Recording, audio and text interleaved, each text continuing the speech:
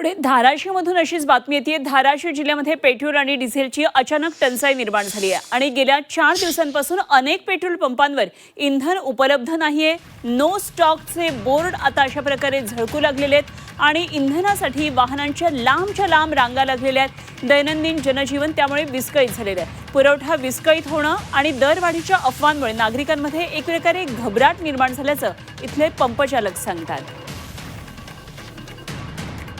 तर धाराशिवमध्ये काय नेमकी ही सगळी परिस्थिती आहे याचा आढावा घेतलाय आमचे प्रतिनिधी ज्ञानेश्वर पतंगे यांनी।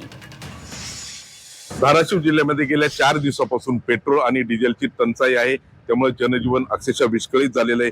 पंपावर स्टॉक नो स्टॉक असे बोर्ड लागलेले आहेत, त्यामुळे नागरिकांची मोठी गैरसोय होताना दिसते आहे। आपण पाहू शकतो एका पंपावर या ठिकाणी रांगा लागलेल्या आहेत। नागरिक पेट्रोल आणि डिझेलसाठी आलेले आहेत, तर त्यांना ते उपलब्ध होत नाही किंवा मिळत नाही, त्यामुळे त्यांची मोठी गैरसोय आहे। मला तू सांग, कुठून आलाय आणि कशासाठी आलाय? मी गौरवागुलीहून आलेलो आहे। मी शेतीचे आपले कोथिंबीर पेरली, ते फवारणीसाठी औषध घ्यायला आलेलो आहे। तर आता जाऊन मला फवारायचे, तर आता गाडीत पेट्रोल नाही, गावाकडे जाऊन कसं फवारायचं आम्ही? आता सगळी आमची गैरसोय ही 4 दिवस झाला असंच आहे चालू। इथं आलं की आता गावाकडून यायचं, पेट्रोल नसल्यामुळे इकडं आमचं शेतीतलं बी नुकसान आहे। फवारणीची ही औषधं घेण्यासाठी यावं लागतं आम्हाला। कशासाठी आलाय? पेट्रोल भरण्यासाठी आलो होतो सर। माझ्या शेतामध्ये सध्या लाईट आहे संध्याकाळी 3 ते दिवस 8 पर्यंत, आणि रात्री मला शेतात जायचं मला गाडीला पेट्रोल नाही। पेट्रोल भरू का शेतात जाऊ? म्हणजे आम्हाला दुहेरी संकट आहे सध्याला।